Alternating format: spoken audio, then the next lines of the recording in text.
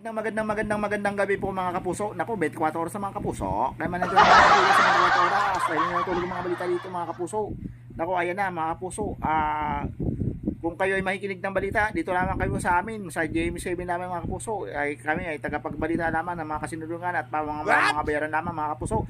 Kaya mga manatiling tumutok dito sa 24 oras dahil nitulog ang mga balita. Alam nyo guys, pag Duterte guys, balita natin kagad yan. Pag kay BBM guys, huwag natin babalitain guys. Partida yung mga kapuso. Kaya manatiling tumutok dito sa 24 oras.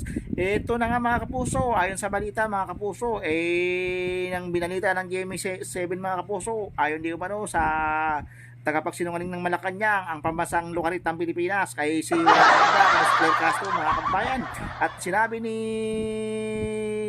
Claire Castro mga kababayan, nako na ito na, naloko na.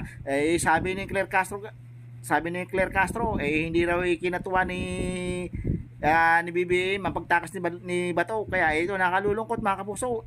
Para sabihin ko sa inyo, itong si Bato hindi tumakas dahil wala man itong kaso sa Korte Suprema at sa Ombudsman mga kapuso.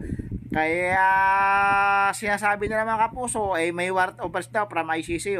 Siyang sinasabi naman ng mga abogado, mga galing abogado dito mga kapuso sa Pilipinas, itong si Bato daw ang ICC wala raw karapatan mag-serve ng warrant of arrest, mag-serve ng warrant of arrest dito sa kay Bato. Hanggat mga kapuso, ang may hawak ng search warrant ay si Trillanes mga kapuso.